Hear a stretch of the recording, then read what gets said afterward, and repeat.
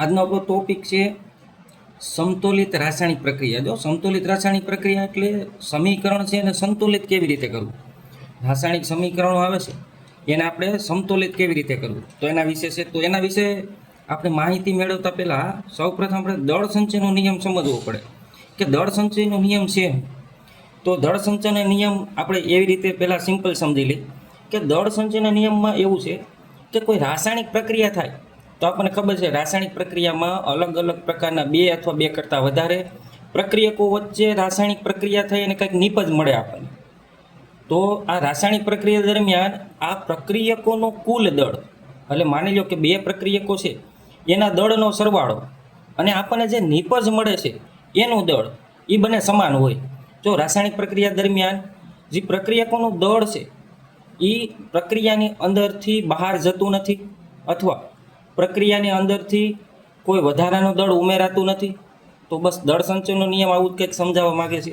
તો જોઈએ દળ સંચયનો નિયમ કે કોઈ પણ રાસાયણિક પ્રક્રિયામાં દળનું સર્જન થતું નથી જો પ્રક્રિયા દરમિયાન કોઈ નવું દળ બનતું નથી અથવા તેનો વિનાશ થતો નથી કે એની અંદર જે પ્રક્રિયકોનો અંદરનું જે દળ છે એ કોઈ નવું બનતું નથી અથવા એનું દળ છે એ અદૃશ્ય થઈ જતું નથી અથવા એનો વિનાશ થતો નથી. એટલે કે કોઈ પણ રાસાયણિક પ્રક્રિયાની નિપજોમાં હાજર રહેલા તત્વોનું કુલ દળ એ પ્રક્રિયકોમાં હાજર રહેલા તત્વોના કુલ દળ જેટલું જ હોય છે. જે મેં પહેલાં કીધું એમ કે નિપજનું કુલ દળ છે એ જે પ્રક્રિયા દરમિયાન જે પ્રક્રિયકો વપરાયેલા છે એના કુલ દળના સરવાળા જેટલું થાય છે. હવે ચાલો આપણે રાસાયણિક સમીકરણ છે એને તબક્કાવાર સમજી. મેઇન ટોપિક આપણો એ જ છે કે સમીકરણને સંતુલિત કેવી રીતે કરવું. જો બોર્ડની પરીક્ષાની અંદર તમને એમને સિમ્પલ આવી રીતે એક સમીકરણ આપી દે કે ઝીંક છે ZnSO4 ઝીંક પ્લસ H2SO4 પછી તીરની નિશાની કરીને ZnSO4 પ્લસ H2. તો આવી રીતે આપણને કોઈ સમીકરણ આપી દે તો એમાં જોઈએ કે રાસાયણિક પ્રક્રિયામાં ઝીંકનું સલ્ફ્યુરિક એસિડ સાથે પ્રક્રિયા થાય છે. ઝીંકની સલ્ફ્યુરિક એસિડ સાથેની પ્રક્રિયાથી આપણને ઝીંક સલ્ફેટ મળે છે અને પ્લસ હાઇડ્રોજન વાયુ મળે છે. તો દળ સંચયના નિયમ પ્રમાણે આપણે એવું કહી શકીએ કે અહીંયા Zn અને H2SO4 કે ઝીંક અને સલ્ફ્યુરિક એસિડના જે દળ છે આ બંનેના દળનો સરવાળો છે એ આ બંનેના દળના સરવાળા જેટલો થાય. એટલે કે ZnSO4 કે ઝીંક સલ્ફેટ અને હાઇડ્રોજન છે એના કુલ દળ છે એ દળ અને અહીંયા બે પ્રક્રિયકોનું દળ છે એ બે ઇક્વલ ટુ એટલે કે સમાન થાય. તો હવે આ સમીકરણ છે એ સંતુલિત છે કે નહીં એ આપણને કેમ ખબર પડે અને નથી તો એને કેવી રીતે કરવું. તો એના માટે સિમ્પલ છે, એમાં કોઈ એવો નિયમ નથી. આપણે આ કોષ્ટક દ્વારા સમજી. અહીં મેં તત્વ લખ્યું છે તો આપણે અંદર તત્વને નામ લખી નાખી Zn. પછી અહીંયા H2SO4માં આ હાઇડ્રોજન છે તો હાઇડ્રોજન, S છે તો સલ્ફર, O છે તો ઓક્સિજન. તો જો પ્રક્રિયકોમાં જે તત્વો છે એ જ નિપજમાં હશે, એનાથી વધારે કે ઓછા હશે નહીં. તો હવે આપણે જોઈએ કે અહીંયા ઝીંક છે. અહીં જો મેં પહેલાં લખ્યું પ્રક્રિયકોમાં પરમાણુની સંખ્યા ગણવાની છે. આપણે અહીંયા કોઈ વજન કાંટો લઈને દળ કરવાનું નથી, ખાલી પરમાણુની સંખ્યા ગણી લેવાની છે કે બંને બાજુ સમાન છે કે નહીં. તો અહીંયા આપણે ઝીંકની વાત કરી તો ઝીંક કેટલી વાર છે જો તો ઝીંક છે એક વાર, હાઇડ્રોજન H2 લખ્યું તો હાઇડ્રોજન છે બે વાર, સલ્ફર છે તો સલ્ફર છે એક વાર, ઓક્સિજનની આગળ O4 લખ્યું છે તો ઓક્સિજન 4 વાર છે. એવી જ રીતે આપણે વાત કરી નિપજોમાં પરમાણુની સંખ્યા. નિપજોમાં વાત કરી તો ઝીંક એક વાર છે, પછી આપણે હાઇડ્રોજન અહીં બીજી વાર લીધું તો હાઇડ્રોજન બે વાર છે, પછી અહીં સલ્ફર છે તો અહીં સલ્ફર ગણી તો એક વાર છે, અને ઓક્સિજન અહીં જોઈ SO4માં O4 એટલે ઓક્સિજન 4 છે. તો અહીંયા પ્રક્રિયકો અને નિપજ છે એમાં પરમાણુની સંખ્યા સમાન છે અને જો પરમાણુની સંખ્યા છે એ સમાન હોય તો એ પ્રક્રિયા છે એ સંતુલનમાં જ છે, તો એને કાંઈ સંતુલિત કરવાની જરૂર પડતી નથી. તો જો આપણને આપેલી પ્રક્રિયા તો સંતુલનમાં જ છે, આ કોઈ સંતુલન કરવાની જરૂર નથી. પણ આપણે એક એક્ઝામ્પલ મેં લીધું છે એ પ્રક્રિયા સંતુલનમાં નથી તો એને કેવી રીતે આપણે સંતુલિત કરીશું એ શીખીશું. તો જો અહીંયા સ્વપ્રયત્નમાં લખ્યું છે આયર્નનું ભેજ સાથે અહીંયા આપણે ભેજ કરી દઈ, પાણી છે લિક્વિડ ફોર્મમાં રાખી અને આયર્ન સોલિડ ફોર્મમાં હોય. અહીંયા આપણને એક્વા ફોર્મમાં મળશે દ્રાવણ સ્વરૂપે લોખંડનો કાટ અને હાઇડ્રોજન ગેસ સ્વરૂપે મળે.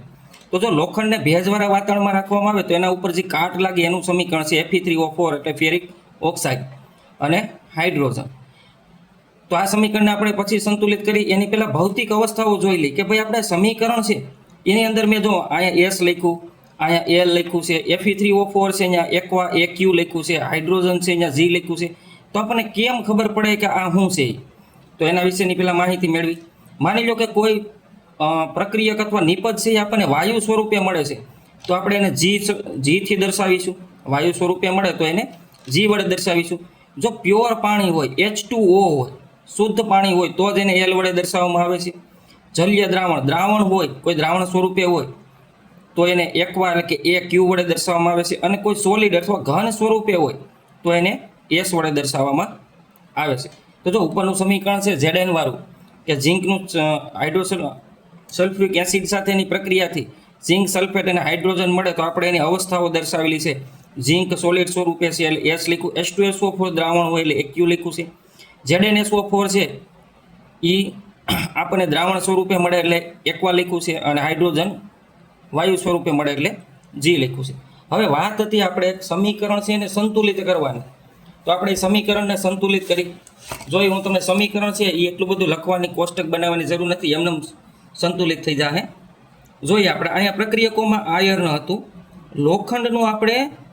લોખંડને ભેજવાળા વાતાવરણમાં રાખી એટલે કે H2O સંપર્કમાં આવે તો એમાંથી લોખંડનો કાટ એટલે કે Fe3O4 પ્લસ H2 આવું આપણને મળે છે.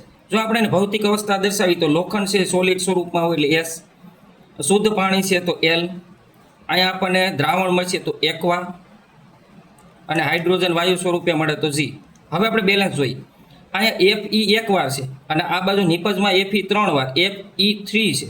તો અહીંયા આગળ 3 કરી દઈએ તો હવે જો પ્રક્રિયકોમાં આયર્ન 3 વાર, નિપજમાં આયર્ન 3 વાર. પછી આપણે વાત કરી હાઇડ્રોજન અહીંયા 2 વાર, H2, તો અહીંયા હાઇડ્રોજન 2 વાર છે. ઓક્સિજનની વાત કરીએ તો ઓક્સિજન 1 વાર છે, અહીંયા 4 વાર છે. તો એને 4 વાર આને કરવું હોય તો અહીંયા આગળ ચોગડા હું આપણે ગુણી નાખી તો ઓક્સિજન હવે બંને બાજુ 4 વાર થઈ ગયું, પણ અહીંયા હાઇડ્રોજન 8 વાર થઈ ગયું. જો 4H2. હવે આ તમારે જોવાનું છે કે આ 4 અને આ 2 નો ગુણાકાર કરવાનો, સરવાળો કરવાનો નથી. તો 4 દૂને 8. તો હવે અહીંયા 8 હાઇડ્રોજન કરવું હોય તો અહીંયા આગળ 4 હું ગુણી નાખી તો 4H2 એટલે અહીંયા 8 હાઇડ્રોજન થઈ ગયા. તો જો આ છે સમીકરણ છે, આને કહેવાય સમીકરણનું સંતુલિત કરવું અથવા સંતુલિત કરવું.